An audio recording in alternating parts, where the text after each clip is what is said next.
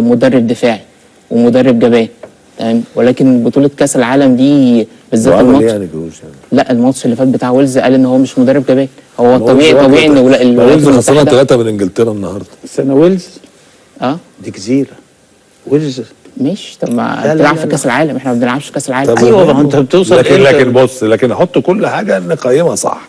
كارلوس كيروش مدرب يناسبنا احنا.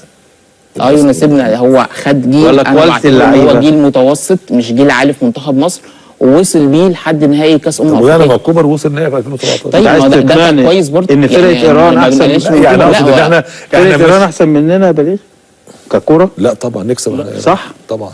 انت كسبت بلجيكا. والنهارده الراجل اعترف كروش بعد الماتش، قال كان الحلم انتهى بتاعي، ما قدرتش اعمل اللي انا عاوزه. هو مدرب كويس، كان هم يعني ما ياخدش اكتر من حقه. كان اداء امريكا احسن في الشوط الثاني، لكن انا كنت افضل في الشوط الثاني وقدمت مباراه، لكن الهدف ما قدرتش اعوض الهدف. لكن في النهايه كروش مدرب يعني اثار جدل، يعني اول ماتش بعد الخساره الكبيره قال لك شفتوا كروش هو اللي انتوا كنتوا بتقولوا جابوه عايزين نجيبوه. تاني ماتش لما شفتوا التاني العكس بقى اللي كانوا داعمين شفت كروش في مصر. استاذ محمد قال لك هو مدرب، لكن الراجل هج وسابهم ومشي وعمالين يقطعوا فيه برضه. يعني الراجل راح كاس عالم مع المنتخب الايراني، كسب مباراه واتغلب ماتشين وعلى الله، والدنيا في ايران قشطه يعني ماشيه بالحب وزي الفل بتاع. لا احنا هنا هننتقده وهنقطعه برضه. ارحمونا بقى. USA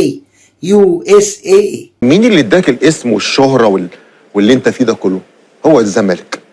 خلاص النادي الاهلي يعني انا والله انا بقول لو لعيبه النادي الاهلي او اي لعيب في النادي الاهلي، يعني الشيطان ممكن ما يعديش على دماغه يقول انت ممكن تمشي من النادي الاهلي. تخيل الشيطان ما يعدي، ما ينفعش، ما تفكرش بعد النادي الاهلي والزمالك. انا ما بفكرش امشي لو عقد ناقص له يوم وما حصلش اتفاق. كفايه ان انا موجود في نادي كبير بقيمه النادي الاهلي ونادي الزمالك. لكن انا بتكلم على تفكير انا او على الكلام اللي ممكن يبقى قديم شويه. انا كنت لسه بتكلم على حته انتماء وكده، لكن انت بتفكر انك عايز تحسن عقدك في حاجه اسمها، شايف القعده اللي احنا قاعدينها دي في قعده مفاوضات بهدوء. النادي اللي اداك اسمك يتحط الكلام ده في الحسبان بالظبط، يبقى ليه ثمن طبعا. بس انت كده جبت الكلمه انا عايز اقولها، ليه ثمن. يا عم عقد ايه اللي يحسنوا امام عاشور؟ مفاوضات ايه ده؟ بعد اللي عمله طاهر محمد طاهر ما يسواش 20 جنيه. ارحمنا يا عم.